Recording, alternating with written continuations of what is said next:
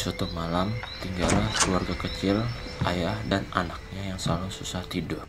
Anaknya meminta sebuah cerita legenda yang jarang didengar oleh orang. Lalu ayahnya pun mengambil sebuah buku legenda yang berasal dari pasar, yaitu legenda Putri Petung. Pada suatu hari, di tengah hutan Kalimantan Timur, ada seorang kakek bernama Tumindong Doyong Ukop. Ia dikenal dengan penunggang kerbau putih. Saat itu, kerajaan Pasar belum memiliki seorang pemimpin ataupun raja, sehingga sering terjadi keributan. Kakak Ukop membantu Pasar mencarikan raja, tetapi warga di sana tidak setuju karena ia bukan seorang keturunan raja. Ketiga orang Pasar ini mendengarkan percakapan Ukop dan langsung menyetujui saran dari dia. Ukop dan warga Pasar pun membuat sebuah kapal. Mereka pun memulai perjalanan dari Kalimantan ke beberapa pulau-pulau lainnya.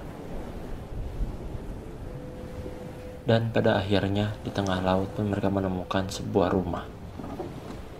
Di saat mereka berlabuh, tiba-tiba muncullah seorang perempuan yang membawakan barang dan mengatakan bahwa barang-barang tersebut adalah barang yang akan menjadi barang untuk seorang raja. Mereka pun meninggalkan rumah itu dan melanjutkan perjalanan mereka.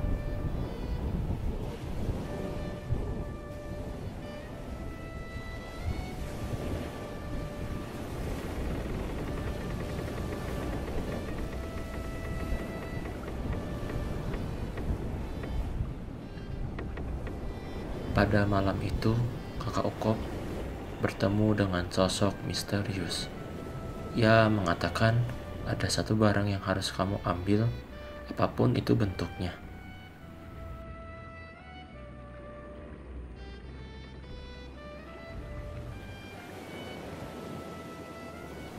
Pagi hari pun tiba. Ketika warga Pasar memancing, tiba-tiba ada seruas betung besar yang menabrakkan ke kapal mereka. Setelah melihat betung itu, mereka pun kembali ke pasar.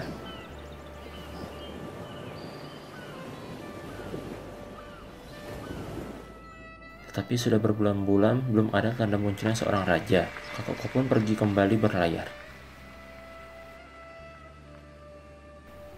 Di saat hujan deras, Itak Ukop, istri dari kakak Ukop, ingin membakar kayu, tetapi yang tersisa hanyalah sebuah betung besar. Lalu, ia memotong betung itu. Dan ternyata di dalam betung itu terdapat sebuah telur.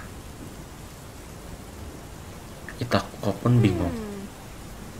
Lalu Itak Ukop berjalan ke kamarnya dan menaruh telur itu. Ia pun kaget karena di dalam telur itu terdapat seorang anak kecil perempuan. Dan dia bernama Putri Petung, atau biasa disebut dengan Sri Sukma Dewi, seorang ratu pertama yang memimpin kerajaan Pasar.